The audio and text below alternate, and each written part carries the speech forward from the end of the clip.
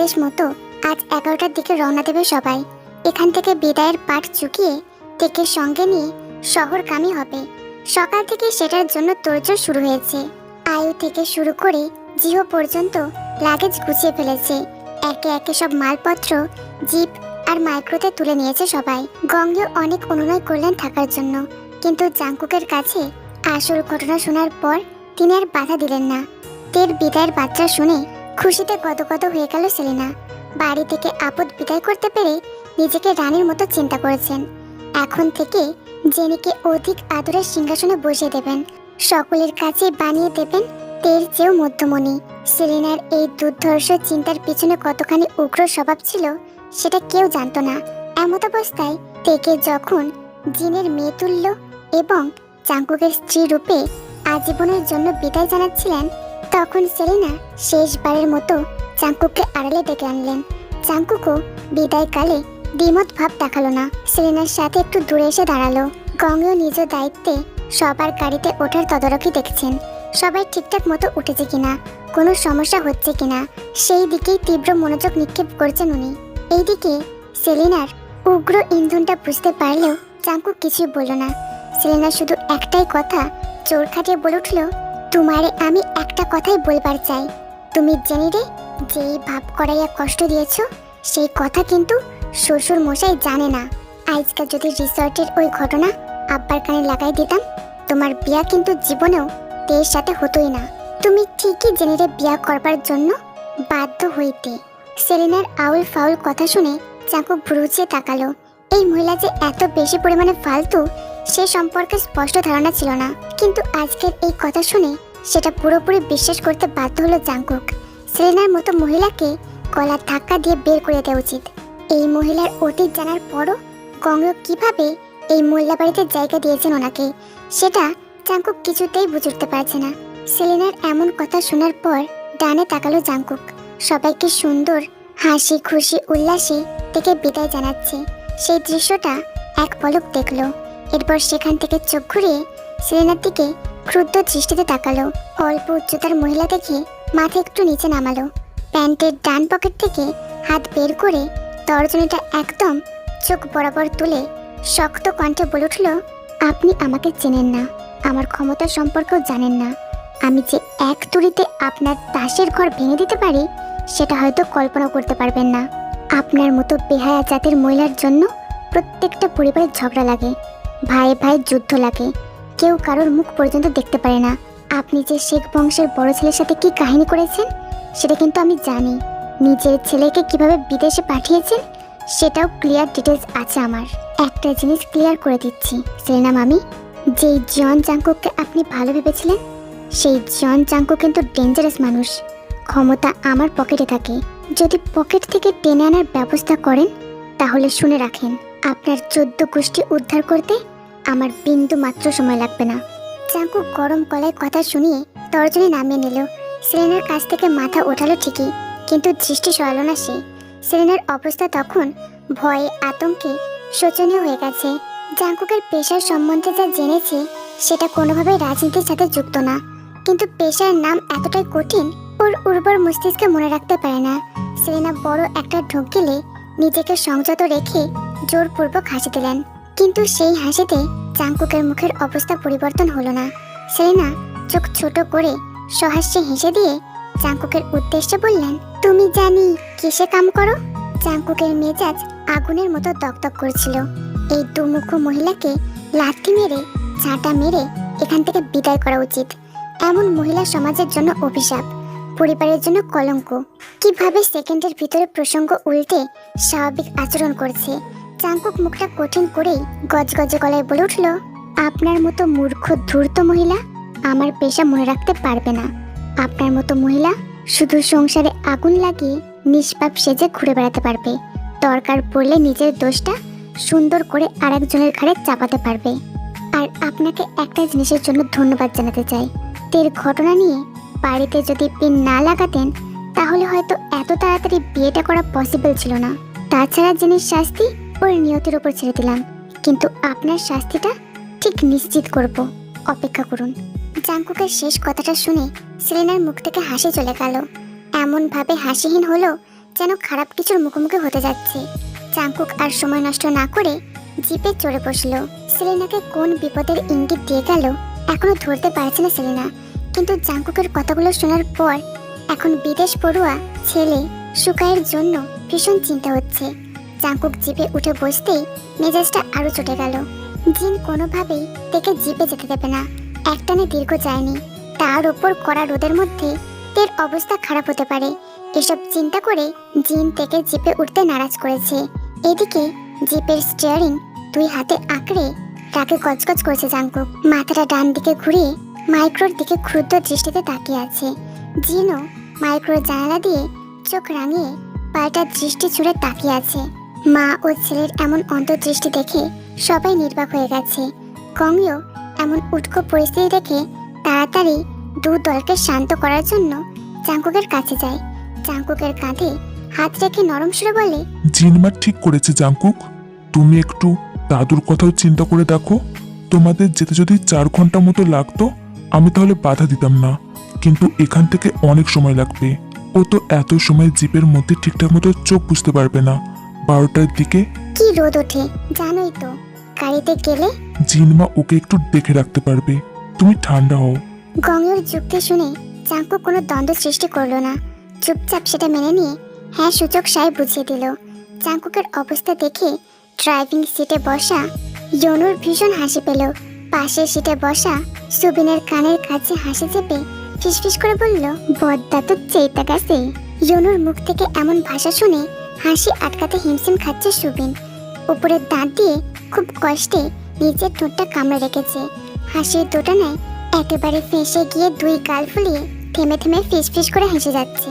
সেই হাসির আওয়াজ শুনে পিছনের সিটে থাকা জিও ভুরু কুচকে ফেললো। মোবাইলের গেমটা পজ করে মাথা ঘুরিয়ে তের দিকে তাকালো। এরপর সামনে ঘুরতেই তৎক্ষণাৎ সুবিনের উদ্দেশ্যে বিরক্ত কণ্ঠে বলল, সুবিন ভাই, তুমি ফিসফিস করে দুর্গন্ধ ছড়াবে না। জিহোর কথার অকপটে হাসি থেমে গেল সুবিনের। জিহো দুর্গন্ধ দিয়ে কি বোঝালো সেটাই বুঝে উঠতে পারেনি। সবার দৃষ্টি এখন জিহোর দিকে কেন্দ্রভূত থাকলে জিহো গলা ঝাঁকারি দিয়ে ভাবসাব ভঙ্গিতে বলল, কি হলো, আমার দিকে এভাবে তাকাচ্ছ কেন? জিহোর প্রশ্ন শুনে আইরিন ওর মাথায় চাটি মেরে বলল, তোর কথার মানে কি বলত, কি বোঝাতে চাইছিস? আইরিনের কথা শুনে জিহো মনে মনে আরো বিরক্ত হলো। ওদের মতো গন্ড মূর্খের দল আর দুটো দেখেনি। মুখটা বিরক্তিতে ডুবিয়ে রেখে অ্যাটিটিউড নিয়ে জিও বলে উঠল, তোমরা সবাই এক একটা গাধা। বাদ শব্দের মধ্যে ব কেটে প বসাও, যা বুঝতে পারবে সেটাই সুবিন ভাইয়া ফুল স্পিডে ফিসফিস করে দিচ্ছে। আইরিন ওর উত্তর শুনে চিন্তা করবে তার আগে ইয়োনু সুবিনের দিকে ঝুঁকে এসে কপালে ভাঁজ ফেলে তাকিয়ে নিচু কণ্ঠে বলে উঠল, শালার বেটা, বাদ দিতেছো? একেবারে চামড়া তুলময় কাজ করলি। ইয়োনুর রাগত চেহারা দেখে সুবিন নিজে রাখবে নাকি গালিগালাজ করবে বুঝে উঠতে পারছে না। জিহো যে এমন ভাবে ফাঁসিয়ে দেবে সেটা চিন্তারও বাইরে ছিল। ওর ঘাটটা ধরে মোটকাতে পারলে ঠিক হতো, কিন্তু তের সামনে জোর গলায় কিছু বলতেও পারছে না। জীবনের সাথে চুপি চুপি দুটো কথা সারার জন্য ইচ্ছে করে পিছনের সিটে বসেছে সুকা। সবাই যখন তের সাথে কথা সেরে নিচ্ছে, জিমিন তখন সুকার জানলার কাছে হাত রেখে দিল। দৃষ্টির সামনে রেখে এমন ভান ধরলো যেন হাতটা আনমনে রেখে দিয়েছে। সুকা অন্যমনস্ক ভঙ্গিতে জিমিনের হাতটার উপর নিজের হাতটা রেখে দিল। গাড়ির পিছনের সিটে বসে থাকা সুকা চট করে জিমিনের হাতটা 5 আঙুলে খামচে ধরলো। যতটা তীব্রভাবে ধরলে হাতটা লাল টকটকে হয়ে যায়, সুগা ঠিক তেমন ভাবেই ধরলো। সুগার সামনের দিকে তাকিয়ে থাকলেও জিমিন এখন জানলা দিয়ে সুগার দিকে তাকিয়ে আছে। সুগার গালটা ধরে নিজের দিকে ফেরাতে ইচ্ছে করছে। সুগা যে ইচ্ছে করে জিমিনের দিকে তাকাচ্ছে না সেটা সে বুঝে গেছে। জিমিন সজল নয়নে তাকিয়ে থাকতেই শাড়ির আঁচলটায় চোখ মোছার জন্য গালে তুলল। অমনি আঁচল দিয়ে মুখের এক পাশটা ঢেকে স্বর নামিয়ে বলল, একবার তাকাও সুগা, সামনের দিকে তাকিয়ে থেকো না। তুমি তো আমাকে ভুলেই যাবে। সেখানকার আবহাওয়ায় গেলে আর আমাকে মনে করবে না। আমার মতো অজপাড়া গায়ের মেয়েকে তুমি নিশ্চয়ই ভুলে যাবে। কথাগুলো যেন বিদ্যুতের মতো ঝিলিক দিয়ে বাজলো। মাথার মধ্যে এমনভাবে রেডি করতে লাগলো, সুগা তৎক্ষণাৎ জিমিনের দিকে চকিত দৃষ্টিতে তাকালো। জিমিনের লাল লাল অশ্রু সিক্ত চোখ দুটো দেখে ঢোক গিলতেও পীড়া হচ্ছে তার। জিমিনের হাতটা ছেড়ে দিতেই থমকে গেল জিমিন। এদিকে গাড়ি ছাড়ার জন্য কথা উঠে গেছে। সুগা তাড়াতাড়ি প্যান্টের পকেট থেকে কিছু একটা বের করে জিমিনের ডান হাতটা ধরলো। ইউনো গাড়ি স্টার্ট দিয়ে ফেলেছে। সুগা চকচকে সিলভার রঙের বস্তুটা তর্জনী ও বৃদ্ধাঙ্গুল দিয়ে ধরতেই জিমিনের মধ্যমা আঙুলটার পরের আঙুলটায় মানে অনামিকা আঙুলে সুরসুর করে ঢুকিয়ে দিল। চকচকে বস্তুটা আঙুলে সম্পূর্ণ ঢুকে যেতেই গাড়ি শো করে চলে গেল। জিমিন চলে যাওয়া গাড়িটার দিকে ঝাপসা দৃষ্টিতে তাকিয়ে রইল। সেই ঝাপসা দৃষ্টিতে দেখতে পেল আয়ু, জিহো, সুবিন জানলাতে উঁকি মেরে হাত নাড়িয়ে বিদায় জানাচ্ছে। বাড়ির সবাই একই সাথে হাত নাড়িয়ে বিদায় জানিয়ে দিচ্ছে। সবার থেকে দূরে থাকা জিমিন শুধু শেষের সিটটার দিকে তাকালো। সুগা ওদের বিদায় জানালো না। গাড়িটা উঠানের গরম ধুলো উড়িয়ে গেটের দিকে চলে গেল। সবাই পা ঘুরিয়ে বাড়ির ভিতরে চলে গেল। শুধু জিমিন বারবার ঝাপসা চোখ মুছে ব্যাকুল চিত্তে চলে যাওয়া গাড়িটার দিকে দেখতে থাকলো। সুগাকে শেষবার দেখার জন্য মনে মনে অনুনয় করছিল, আকুলি বিকুলি করছিল, তীব্র রূপে দেখতে চাইছিল। গেটটা দিয়ে বেরোবে অমনি এক ঝলকের মতো সুগা তার মাথাটা বের করলো। জিমিনের দিকে হাতের 4 নাম্বার আঙুলটা দেখাতে লাগলো। ইশারাটুকু করতেই সুগার মুখটা মিলিয়ে গেল। জিমিন কান্না আটকানোর জন্য মুখে আঁচল চেপে ধরতেই গাল গড়িয়ে বড় বড় অশ্রু ফোঁটা ঝরতে লাগলো। অশ্রুপূর্ণ চোখ খুলে কাঁপতে থাকা ডান হাতটা ধীরে ধীরে চোখের সামনে তুলল। ঠিক তখনই আবিষ্কার করে ফেলল আঙুলের স্থান নেওয়া সেই চকচকে বস্তুটা, যেটা সুগার দেওয়া বিশেষ আংটি ছিল। গ্রামের সরলতা ছেড়ে শহরের জঞ্জালে প্রবেশ করল তে। গাড়িটা যখন বড় বাজারের রাস্তা পেরিয়ে যাচ্ছিল তখন কেন যেন মনে হচ্ছিল বুকের ভিতরটা অজানা শূন্যতায় খাঁকা করেছে। পুরনো দিনের মজবুত বন্ধনটা আচমকা ছিঁড়ে অন্য দুনিয়ার সাথে সংযোগ হচ্ছে। গাড়িতে যৌনু বাদে সবাই তখন ঘুমে ঢুলে পড়েছে। জিন ডান হাতে থেকে আগলে রেখে সিটের পিছনে মাথা ছেড়ে দিয়েছে। সেও জার্নির একটানা ক্লান্তিতে তন্দ্রা মগ্নে ডুবে আছে। তের হাত দুটো নিজের কোলে টেনে ঘুমে আচ্ছন্ন হয়ে আছে জিন। এদিকে তে কোনোভাবেই চোখের পাতা বুঝে ঘুমের জন্য স্থির হতে পারছে না। সাদা শাড়ির লাল পেরে আঁচলটা ঘুমটা সরতে সরতে মাথার মাঝ বরাবর এসে ঠেকছে ওর। চলন্ত গাড়ির স্বচ্ছ জানলা দিয়ে শোষো করে হিম শীতল বাতাস ঢুকছে তখন। তে জানলার বাইরে দৃষ্টি দিয়ে উদাস আকাশে তাকিয়ে আছে। অপরিচিত দুনিয়ায় নিজেকে খাপ খাওয়াতে পারবে কিনা সেটা নিয়ে দুশ্চিন্তা করছে। মা, বড় মা যা যা শিখিয়ে দিয়েছে সেগুলো ঠিকঠাক মতো পালন করতে পারবে কিনা সেটা নিয়ে সে খুব চিন্তায় আছে। তে যখন এসব চিন্তায় বিভোর ছিল তখন আশেপাশে কিছুই খেয়াল করেনি সে। ঠিক তখনই বাতাসের বেগটা আচমকা বেড়ে গেল। তের মাথা থেকে আঁচলের শেষ প্রান্তের ঘোমটাটুকু সরে গেল। তে দ্রুত খসে পড়া আঁচলটুকু মাথায় টানার জন্য হাত ওঠাবে ঠিক তখনই জানলার বাইরে দৃষ্টি গিয়ে ঘুমটার হাত দুটো থেমে গেল ওর। মাইক্রোর পাশাপাশি সমান তালে সমান বেগে সাইরেন বাজে কালো জিপটা ছুটে আসছে। জিপের ড্রাইভিং সিটে যে মানুষটা বসে আছে তার ভাব গতি দেখে তে সেদিকে স্থির পানে তাকিয়ে আছে। চাঙ্কুক জিপের গোল স্টিয়ারিংটা শক্তভাবে আঁকড়ে বেশ দাম্ভিকতার সাথে জিপ চালাচ্ছে। কারো বেগুনি টি শার্টটা কাটামো দেহের খাপে খাপে সেটে আছে ওর। কালো প্যান্টের সাথে সব সময়ের মতো বেল্ট বেঁধে রেখেছে। ড্রাইভিং এর জন্য শার্টের স্লিপস দুটো মোটা করে গুটিয়ে রেখেছে সে। যতবার স্টিয়ারিং ঘুরিয়ে ড্রাইভ করছে ততবার হাতের বাম ঘড়িটা সূর্যের আলোতে রিফ্লেক্ট হয়ে তের চোখ ধাঁধিয়ে দিচ্ছে। চাঙ্কুকের চোখ দুটো কালো সানগ্লাসের আড়ালে ঢেকে আছে আজ। তীক্ষ্ণ ধারালো দৃষ্টি দিয়ে ক্ষণে ক্ষণে জিপের গতিবিধি ঠিকঠাক রাখছে এখন। চাঙ্কুকের অমন অবস্থা, বেশভূষা, তেজীয় মান, চিন্তা চেতনা দেখে নিজেকে খুব তুচ্ছ মনে হচ্ছে তের। প্রথমত লোকটার সাথে কিছুই মেলে না ওর। সে থেকেছে শহরের মধ্যে আর তে বেড়েছে গ্রামের ভিতরে। তার চিন্তা চেতনা আধুনিক যুক্তি কেন্দ্রিক। অন্যদিকে তের ভাবনা খুবই স্বল্প। তে এসব ভাবতে ভাবতে মাথার ঘুমটাটা টেনে নিল। জানলার দিক থেকে দৃষ্টি সরিয়ে কোলের দিকে নামিয়ে রাখলো। মনের ভিতরে তীব্র জড়তার ঝড় চলছে। সেই অশান্ত ঝড়ে মন মস্তিষ্ক বেকুব কায়দায় যুদ্ধ করছে। তে সেই যে চুপটি মেরে গাড়িতে উঠেছিল এখনো সেই অবস্থায় নীরব হয়ে আছে। চাঙ্কুক বারবার ড্রাইভিং এর ফাঁকে তের দিকে তাকাচ্ছে। ওর অবস্থা দেখে যতদূর বুঝতে পারলো কোনো বিষয় নিয়ে তের মধ্যে বিবাদ চলছে। চাঙ্কুক ওর দৃষ্টি আকর্ষণের জন্য ফ্রন্ট সিস্টেমে হাতের তালু চেপে মৃদু ভঙ্গিতে হর্ন বাজালো। ইয়নু তখন কপাল কুঁচকে লুকিং মিরারে তাকালো। তখনই পিছনের ভিউ দেখে ড্রাইভিং করা অবস্থায় হেসে দিল। সেখান থেকে দৃষ্টি সরিয়ে নিতেই তে তৎক্ষণাৎ জানলা দিয়ে বাইরের দিকে তাকালো। সানগ্লাসের আড়ে থাকা চোখ দুটো দেখতে না পেলেও চাঙ্কুকের মুখটার দিকে চুপ করে তাকিয়ে রইল। চাঙ্কুক ফাঁকে ফাঁকে দু দফা তের দিকে তাকিয়ে শেষে জিপের স্পিড বাড়িয়ে ইয়নুর পাশাপাশি আসলো। ইয়নু ক্ষণিকের জন্য চাঙ্কুকের দিকে তাকালে চাঙ্কুক সেই সময় ছোট্ট একটা ইশারা করলো। সেই ইশারাটাই কি ছিল সেটা তের পক্ষে বোধগম্য ছিল না, কিন্তু সময়ের পাল্লা ভারী না হতেই ইয়নু গাড়ির স্পিড এমনভাবে বাড়িয়ে দিল সবাই গাড়ির অতিমাত্রিক ঝাঁকুনি খেয়ে ঘুম থেকে চমকে উঠল। সুবিন গাড়ির জানলার সাথে মাথা ঠেকিয়ে হাঁ করে ঘুমাচ্ছিল, কিন্তু গাড়ির এমন আকস্মিক স্পিডে হড়বড় করে চমকে উঠে ইয়নুর দিকে ক্ষুব্ধ দৃষ্টিতে তাকালো। কাঁচা ঘুম নষ্ট করার জন্য মেজাজ তুঙ্গে উঠে গেছে সুবিনের। এইদিকে ইয়নু সুবিনের দিকে ভেটকে মেরে তাকালে সুবিন আহত পশুর মতো ছটফট করে পা থেকে জুতো খুলতে থাকে। ইয়নু ওই দৃশ্য দেখে তাড়াতাড়ি ওর হাত ধরে আটকায়। এক হাতে ড্রাইভিং করতে করতে অন্য হাতে সুবিনের সাথে হাড্ডাহাড্ডি অবস্থা চলতে থাকে।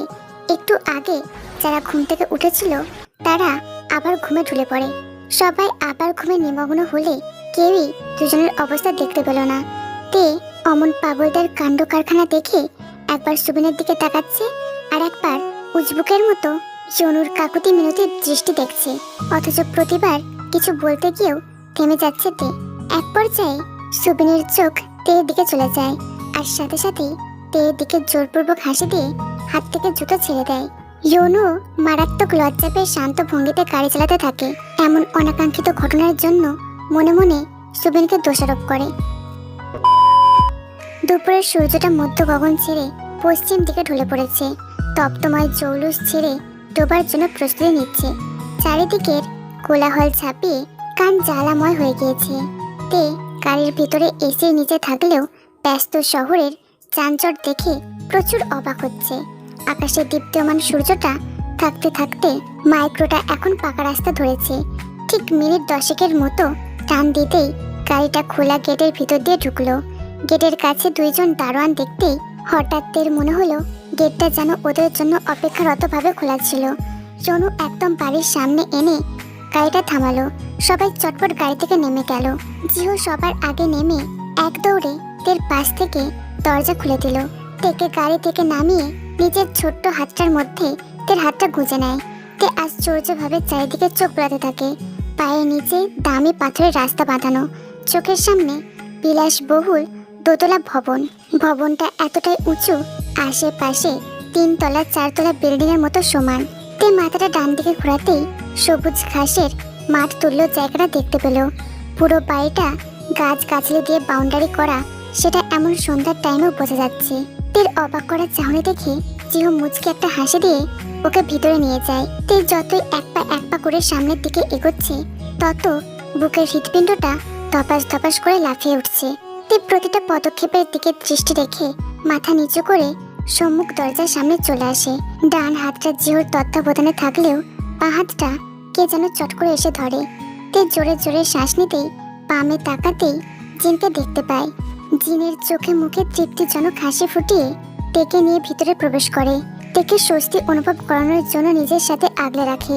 তে বাইরে থেকে যতটা আশ্চর্য হয়েছিল, বাড়ির ভিতরটা দেখে তার চেয়েও বেশি পরিমাণে নির্বাক হয়ে গেল। আয়ু, জিসু সবাই হাত মুখ ধুয়ে কাপড় পাল্টানোর জন্য যে যার রুমে চলে গেল। এদিকে তেকে নিয়ে জিন তখন নিজের রুমে চলে গেল। নিজের বিছানায় তেকে বসে আলমারির দ্বার খুলতে ব্যস্ত হয়। তের জন্য পছন্দসই শাড়ি ঠিক করতেই শান্ত সুরে বলে, আমার একটা ইচ্ছে ছিল, আমার বৌমা যেন ছোট্ট হোক। এতটাই ছোট হবে, ওকে আমি আদর যত্ন করে বড় করব, রং বেরঙের শাড়ি পরাবো, চুল বেঁধে দেবো, খাওয়া থেকে শুরু করে সব কিছুই আমি দেখব।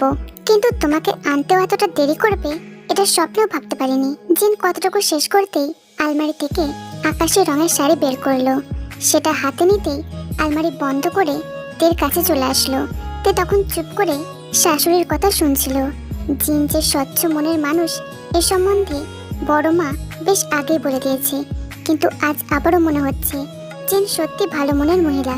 তেকে চুপ করে থাকতে দেখে জিন ওর মাথায় হাত বোলাতে থাকলো। তে শান্ত নয়নের দিকে দৃষ্টি রেখে হাসি খুশি মুখে বলে উঠল, আমি জানিতে জাঙ্কুকের সাথে থাকা নিয়ে তোমার মধ্যে কি কাজ করছে। এই ভয়টা বিয়ের রাতেও ছিল, এখনো সেটা আছে। আমি আমার ছেলেকে চিনি বলে সেদিন রাতে কোনো বিষয় নিয়ে চিন্তা করিনি। আমি বাবা মশাইকে বলে এসেছি, তিনিও আমার মতামত শুনে রাজি হয়েছেন। তুমি যতদিন মন থেকে ভয় দূর করছো না, মন থেকে সব কিছু চাইছো না, ততদিন পর্যন্ত জাঙ্কুক আর তুমি আলাদাই থাকবে। জাঙ্কুক নিজেও এই সিদ্ধান্ত শুনে মত দিয়েছে। এর জন্য তুমি যতদিন চাও, যেভাবে চাও এই বাড়িতে নিজের মতো করে থেকো। তোমাদের বিয়েটা হুট করে হলেও তোমাদের বোঝাপড়াটা হুট করে চাপিয়ে দিতে চাইছি না। তোমরা দুজন আমার কাছেই থাকবে। আমি চাই না তুমিও জাঙ্কুকের মতো দূরে দূরে থাকো। অন্তত তোমাকে নিয়ে এই বাড়িটায় একটু হলেও শান্তি পেতে চাইতে। তাই যা কিছুই হোক না কেন, তুমি কোনো বিষয় নিয়ে মন খারাপ করবে না। জিনের কথা শুনে তে সসম্মানে চোখ নামিয়ে নিল, দৃষ্টি নত করে নিজের সুপ্ত ইচ্ছাটা আনমনে বুঝিয়ে দিল। জিন আর কিছু না বলে তেকে হাত মুখ ধুতে পাঠিয়ে দিল। তের জন্য নির্দিষ্ট করা রুমটা দেখার জন্য চলে গেলে তে কিছু সময় পর ওয়াশরুম থেকে বেরিয়ে এলো। গায়ে আকাশি রঙের সুতির শাড়ি জড়িয়ে অনেকক্ষণ পর শান্তি পেল তে।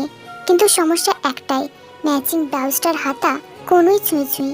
তে ব্যাপারটা নিয়ে তেমন মাথা না ঘামিয়ে জিনের ড্রেসিং টেবিলের সামনে গেল। খোপায় বাঁধা চুলগুলো খুলতেই হঠাৎ দরজা খুলে প্রবেশ করলো আয়ু।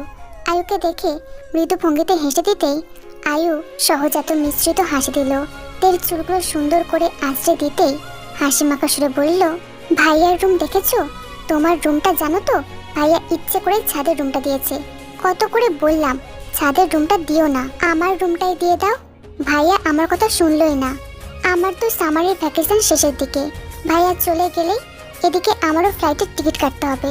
শুধু শুধু ওই রুমটা দেওয়ার মানে হয় না। তুই সারাক্ষণ চুপ থাকলেও জাঙ্কুকের কথা শুনে মনে মনে প্রশ্ন জাগলো। জাঙ্কুকের বিষয়ে কিছু জানার জন্য আয়ুকে তৎক্ষণাৎ প্রশ্ন করে বসলো, আপনাকে একটা কথা জিজ্ঞেস করি? যদি কথাটা শুনে মনে কিছু না করেন তাহলে বলবো, না হলে বলবো না। আয়ু প্রশ্নের ধরন দেখে বুঝে যায় তে কি বিষয় জিজ্ঞেস করতে চাইছে। তের কথায় সভ্য সূচক হাসি দিয়ে সরল সুরে বলল, আমাকে আপনি বলতে হবে না ভাবি। আমি যেহেতু আপন ভেবে তুমি করে বলছি, তুমিও আমাকে আপন ভেবে তুমি করেই বলো।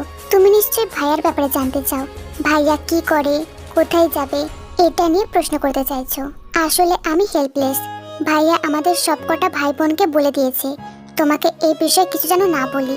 কেন না করেছে সেটা তো জানি না, কিন্তু ভাইয়া সম্ভবত তোমার সাথে লুকোচুরি খেলতে চাইছে। তে ভালোভাবে বুঝে গিয়েছে ওরা সব কয়টা ভাই বোন পাগল। ভাইয়ের কথায় ওঠে আর বসে, ভাইয়ের কথায় নাচে গায়। এমত অবস্থায় কিছু জিজ্ঞেস করা আর না করা সমান। তে নিরুত্তর মুখে সায় বুঝিয়ে দিলে আয়ু ছোট একটা চালাকি করে। তের হাত ধরে বাড়ি ঘোরানোর নাম করে সোজা জাঙ্কুকের রুমে আনে। তে রুমের প্রতিটা জিনিস দেখে আশ্চর্য হয়ে তাকালে শেষমেশ দুটো দেওয়ালের কোনাকুনির জায়গার দিকে তাকিয়ে হাঁ হয়ে যায়। দেওয়ালের সাথে সেটা থাকা বস্তুটা দেখে সাথে সাথে তর্জনী তুলে সেই দিকে ইশারা করে আয়ুকে আতঙ্কিত কণ্ঠে বলে ওঠে, ওটা কি? ওটা এখানে কেন? উনি কি? উনি? তের অস্থির মাখা মুখটা দেখে ফিক করে হেসে দেয় আয়ু।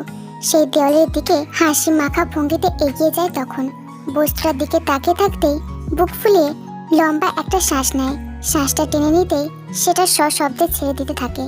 শ্বাসটা ছাড়তে ছাড়তেই বস্তুটার দিকে তাকিয়ে থাকা অবস্থায় শান্ত কণ্ঠে বলে, একটা মানুষের বন্দুকের টিপ যে কতটা ভয়ঙ্কর এটাই তার চাক্ষুষ প্রমাণ। তুমি ধীরে ধীরে সব জানতে পারবে ভাবি। খুব শীঘ্রই তুমি তর তাজা বুলেটের শব্দ শুনতে পাবে। বন্দুকের দিকে আশ্চর্য দৃষ্টিতে তাকিয়ে আছে তে। চোখের সামনে এমন অস্ত্র দেখে হতভম্ব হয়ে আছে সে। আয়ুর মুখে এমন বিবরণ শুনে মনের মধ্যে তীব্র ভয় কাজ করেছে। যে জাঙ্কুককে এতদিন দেখে এসেছে সেই জাঙ্কুক কিনা বন্দুক চালাতেও দক্ষ। তে কোনোভাবেই বন্দুকটার সাথে জাঙ্কুককে মেলাতে পারছে না। যতবার ভাবছে জাঙ্কুক একজন প্রফেশনাল শুটার, ততবারই চোখের সামনে কঠিন মূর্তির চেহারা ভাসছে। সেই কঠিন মূর্তির চেহারার সাথে কোনোভাবেই জাঙ্কুকের হাসি খুশি মুখটা মানানসই না। আয়ু কোনো রকমে নিজের হাসিটা আটকে আস্তে আস্তে রুম থেকে চলে গেল। তেকে একটু বুঝতে না দিয়ে রুম থেকে নিঃশব্দে বেরিয়ে গেল। হতবাক তে তখনও সেই বন্দুকটার দিকে চিন্তিত দৃষ্টিতে তাকিয়ে আছে। জাঙ্কুককে নিয়ে যত কল্পনা জল্পনা ছিল সবকিছু গুলিয়ে ফেলেছে।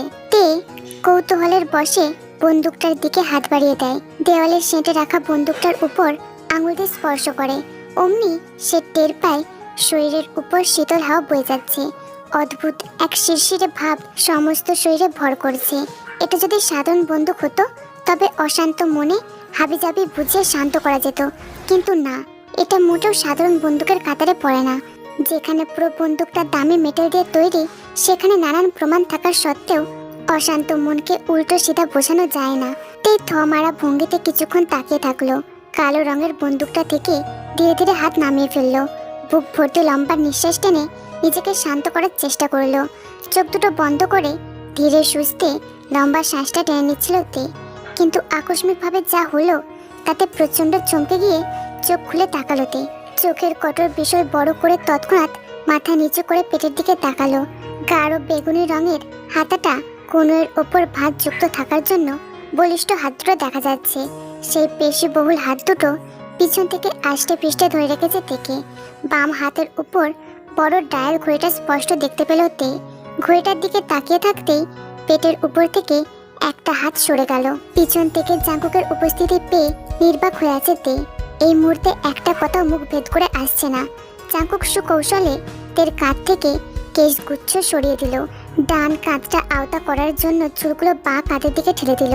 উন্মুক্ত ডান কাঁধের দিকে চোখ বন্ধ করে থুতনি রেখে দাঁড়ালো জাঙ্কুক। আবারও হাত দুটো কোমরের কাছে এনে আষ্টে পৃষ্ঠে জড়িয়ে ধরল তেকে। এইদিকে জাঙ্কুকের এমন আকস্মিক কাজের জন্য তের অবস্থা কাইল হয়ে পড়েছে। গলায় যে ছাপ বসে দিয়েছে সেটা এখনো মেটেনি। এখন যদি কিছু করে লজ্জায় ফেলে, তে চুপ মেরে কাঠ হয়ে থাকলে জাঙ্কুক শান্ত কণ্ঠে বলল, মাকে অনেক বোঝালাম তে, কিন্তু সে রাজি হলো না। তোমাকে 18 আগে ছোব না জেনেও মা তোমাকে আলাদা রাখতে চাইছে। ভেবেছিলাম হাতে থাকা এই 2 দিন তোমাকে আগলে রাখবো, কিন্তু এবারের জন্য সম্ভব না সেটা। আমি বোধহয় 6 থেকে 7 মাসের জন্য ফিল্ডে থাকবো। হতে পারে আরো দেরি করে আসতে পারি। তোমাকে একা একা সবকিছু সামলাতে হবে তে। আমাদের সংসার সাজানোর দায়িত্ব সম্পূর্ণ তোমার। জাঙ্কুকের কথাগুলো শুনতে শুনতে স্বাভাবিক হচ্ছিল তে। মনের মধ্যে যে সংকোচগুলো মাথাচাড়া দিচ্ছিল সেগুলো ধীরে ধীরে কমতে লাগলো ওর। অনেকটা ধাতস্থ সুরে জাঙ্কুকের উদ্দেশ্যে ছোট একটা প্রশ্ন করলো, কবে আসবেন? অবাক করা কিছু শোনার মতো চোখ খুলে তাকালো জাঙ্কুক। সাথে সাথে পেটের উপর থেকে হাত জোড়া সরিয়ে ফেললো। তেকে নিজের দিকে ঘুরিয়ে তৎক্ষণাৎ শক্ত করে ওর 2 কাঁধ ধরলো। আশ্চর্য দৃষ্টিতে হাসি দিয়ে বলল, আমি জলদি ফিরলে কি তুমি খুশি হবে? জাঙ্কুকের উৎসুক চাহনির মাঝে ড্যাব ড্যাব করে তাকিয়ে রইল তে। প্রশ্নের জন্য একদম মুখ খুলল না সে। জাঙ্কুক কিছুক্ষণ অপেক্ষা করে শেষমেশ কাঁধ থেকে হাত সরিয়ে ফেলল।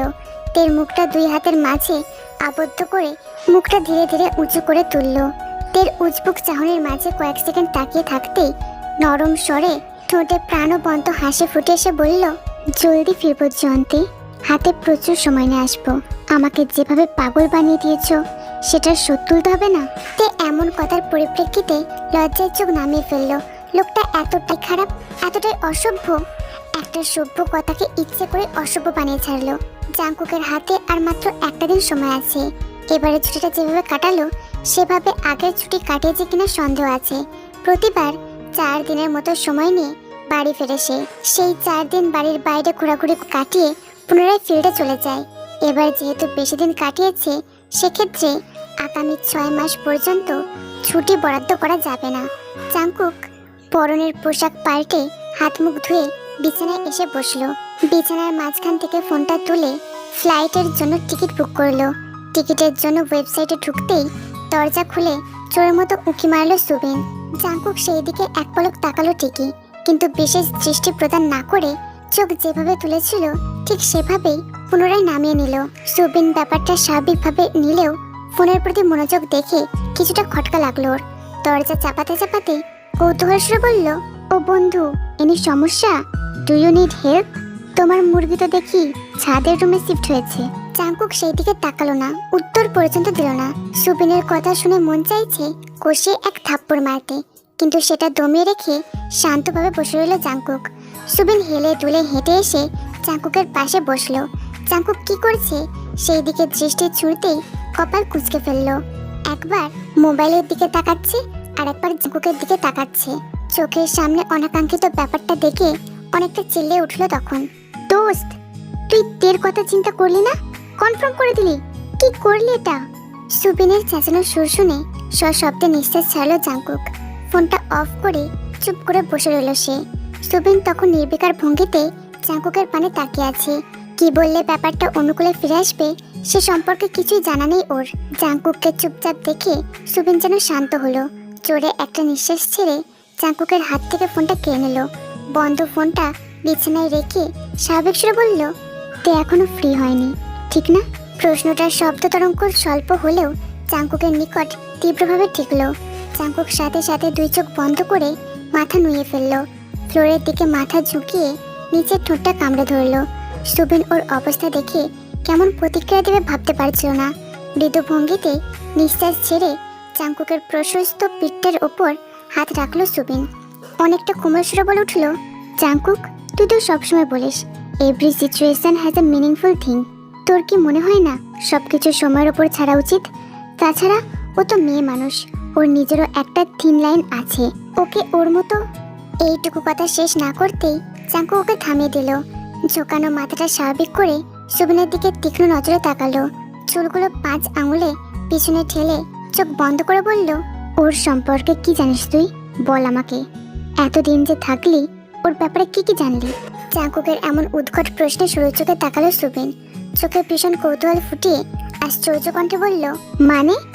শালা, এমন গাজা করে প্রশ্ন করস কেন? ও তো সাদা মাটা মেয়ে, গ্রামের সাধারণ পরিবার থেকে বিলং করে। ওর দাদাটা আবার চালু চিজ। চুল পেকেছে ঠিকই, রাগের তেজ কমেনি। এখনো লুঙ্গি কাছা দিয়া চোর খোদাইতে পারবো। সুবিনের আবল তাবল যুক্তি শুনে বিরক্ত হলো জাংকুক। বিরক্তি ভাবটা সাইডে ফেলে আপাতত মোদ্দা কথায় আসলো, ওর ফ্যামিলি ব্যাকগ্রাউন্ড সম্পর্কে তোরা কিছুই জানিস না। ওর দাদা গংয়ো সলিড একটা মানুষ। ওনার মতো নির্ভেজাল মানুষ তুই হাজার খুঁজলেও পাবি না। উনি যে সেলিনার মতো দুরন্ত মহিলাকে এখনো কেন থাকতে দিয়েছে, এটা ওই মহিলার ভাগ্য বলা চলে। ওই মহিলা যা যা করেছে ওই তথ্য যদি শুনতে পারিস তাহলে বুঝতে পারবি। আমি যদি গংয়ো নানার জায়গায় থাকতাম, ওই মহিলার যা দশা করতাম পুরো গ্রাম সাক্ষী থাকতো। আমি যে কতটা ধৈর্য নিয়ে চুপচাপ ছিলাম সেটা শুধু আমিই জানি। খালি তের কথা চিন্তা করে এতদিন শান্ত ছিলাম। পরশু যেহেতু চলেই যাচ্ছি, যাওয়ার আগে ওই মহিলার কাহিনী দফা রফা করে যাব। জাংকুকের কথা শুনে সুবিন কিছুক্ষণ চুপচাপ মেরে রইল। তের পরিবার সম্বন্ধে কেমন জানতে পেরেছে সেটা জানার জন্য আঁকুপাকু করেছিল। সেই আঁকুপাকুর রেশ দীর্ঘ না হতেই জাংকুক তখন উঠে দাঁড়ালো। ট্রাউজারের পকেটে 2 হাত গুজে ডান দিকের খোলা জানলার কাছে যেতে লাগলো। হালকা নীলের কার্টেনগুলো বাইরের হাওয়ায় উড়ছিল। জাংকুক সেখানে দাঁড়ানোর সাথে সাথে কার্টেনগুলো 2 হাতে ঠেলে দিল। পুরনো চন্দ্রের আকাশে দৃষ্টি রেখে কঠোর ভঙ্গিতে বলল, সেলিনার পুরো নাম হলো সেলিনা গোমেজ। এই মহিলার মা নেই, বাবা দ্বিতীয় বিয়ে করে বউ নিয়ে সংসার করেছে। ওই বউয়ের চরিত্র খারাপ। একসময় এক চেয়ারম্যানের সাথে গভীর সম্পর্ক ছিল। সেলিনা ওর দূর সম্পর্কের এক আত্মীয়ার কাছে বড় হয়েছে। ওই আত্মীয়া আহামরি সচ্চরিত্রের মহিলা না, লোকমুখে শোনা যায় এই মহিলা রাতের বেলা বাড়িতে থাকতো না, কোথায় যেত এই তথ্য তোর জানার দরকার নেই। গংয়ো নানার মেজো ছেলে কোনো মাস্টার ফাস্টার না, ওইটা 1 নাম্বারের নেশাখোর। একসময় জুয়ারিদের সাথে 24 ঘন্টা কাটাতো, এখন বিদেশে আছে। ওখানে টুকটাক স্মাগলারের কাজ করে। গংয়ো নানা নিজের মেজো ছেলেকে নিজেই ত্যায্য পুত্র করেছে। এর জন্য ভুলেও সেলিনার সাথে দেখা করতে পারে না। সেলিনার সাথে প্রেমের সম্পর্ক ছিল, আর সেলিনাই নিজের কুকীর্তি ঢেকে মোল্লাবাড়ির বউ হয়েছে। তার একটাই উদ্দেশ্য ছিল, ওটা ছিল সম্পত্তির লোভ। তার উপর তের দাদি খুব বড়লোক পরিবার থেকে এসেছিল। ওর দাদির যত সম্পত্তি ছিল সব নানার নামে, আর নানার নামে মানে ইন ফিউচার সেটা 3 ছেলের নামে। এই খবর যখন জানতে পারে তখন সেলিনা কাদা খেয়ে হলেও মেজো ছেলেকে ফাঁসায় আর বিয়ে করে, আরও নানান কাহিনী করে। সেগুলো জেনে লাভ নেই। তে যখন 4 মাসের ছিল তখন এই মহিলার কোলে 6 মাসের জেনি। তে এই বংশের সবচেয়ে সুন্দরী বাচ্চা ছিল। সবাই বলতো ও নাকি হুবহু ওর দাদির রূপ নিয়ে জন্মেছে। সেলিনা সেটা সহ্য করতে পারেনি। হিংসার জ্বালায় তেকে জল ভর্তি বড় একটা বোলের মধ্যে শুয়ে দিয়েছিল। কিন্তু তের নসিব ভালো ছিল, বেঁচে যায়। আর হাস্যকর ব্যাপার হলো এত কিছু হওয়ার পরেও গংয়ো ওই মহিলাকে মাফ করে দেয়। কাহিনী এখানেই শেষ না, আরও কাহিনী আছে। এই বংশের বড় ছেলেকে জানিস? বড় মামির ছেলেই হচ্ছে এবারের বড় ছেলে, বাট এখন সে কানাডাবাসী। আর সেলিনার যে একটা ছেলে আছে ওটা তো জানিস। প্রশ্নটা করে জানলা থেকে ঘুরে দাঁড়ালো জাংকুক। জানলার দিকে পিঠ দিয়ে পকেট থেকে 2 হাত বের করলো, বুকের উপর হাত দুটো ভাঁজ করে ঠোঁটে এক বাঁকা হাসিতে বলল, ওর নাম সুকাই, ও আর একটা লম্পট। ওকে গা ঢাকা দিয়ে বাঁচানোর জন্য মিশরে পাঠিয়ে দিয়েছে। এখন মেবি গভর্নমেন্ট হাসপাতালের সুইপার, আগে প্রাইমারি স্কুলের সুইপার ছিল। আরো শুনবি? সুবিন বড় একটা ঢোক গিলে হতবাক দৃষ্টিতে বলে উঠল, তুই এগুলো কখন করলি দোস্ত? মানে এই কাজ যদি সরকারি লিগাল ভাবে করতি তাহলে যে কি পরিমাণ ইনকাম করতিস চিন্তা আছে? জাংকুক এবার ফিক করে হেসে দিয়ে হাসতে হাসতে বলল, 12টা মাসের মধ্যে 10টা মাসই বাইরে থাকি। আমার এন্ট্রিবিউশনটা জায়গা মতো ঠিকই আছে। দেশটা দেশের জন্য, নিজেরটা নিজের জন্য। সুবিন ওর কথার হেয়ালিটা বুঝতে পারলো না। ভ্রু দুটো ভীষণভাবে কুঁচকে প্রশ্নাত্মক করে বলল, বুঝিনি, আবার বল। জাংকুক হাসি থামিয়ে আবারও আগের মতো স্বাভাবিক হলো, কিন্তু কথার মাঝে আবারও হাসতে হাসতে বলতে লাগলো, সেলিনার ভাষ্য মতে তের কপালে কোনোদিন বিয়ের ভাগ্য জুটবে না। যদি কখনো হয়েও থাকে সে বিয়ে নাকি ভেঙে যাবে। আমি কথাটা শুনলাম, প্রচুর হাসলাম। এরপর ডিসাইড করলাম দরকার পড়লে হাত পা বেঁধে হলেও তেকে তুলে আনবো। তবু ওই সেলিনার সামনে ওকে রাখবো না। কিন্তু ওই মহিলা আমার সাথে পোল্টি মারতে গিয়ে নিজেই উল্টে নিজের ফাঁদে ধরা খেলো। জেনির সাথে কথা ওঠানো তো দূরের কথা, আমি আরো সুন্দর মতো এক চান্সে তেকে পেয়ে গেলাম। খুব কষ্টে কথাগুলো শেষ করলো জাংকুক। আটকে রাখা হাসিটা পুরো রুমে ছড়িয়ে পড়লো। জাংকুককে অমনভাবে হাসতে দেখে সুবিন যেন মলিন চাউনিতে তাকিয়ে থাকলো। এক বন্ধু প্রিয়তমাকে অর্জন করে আত্মখুশিতে হাসছে, আর এক বন্ধু কাঙ্ক্ষিত প্রিয় দর্শনীকে দূরে রেখে বদ্ধ রুমে কষ্ট পাচ্ছে। দুজনের কত মিল, তবুও এই মিলের মধ্যে আকাশ পাতাল অমিল।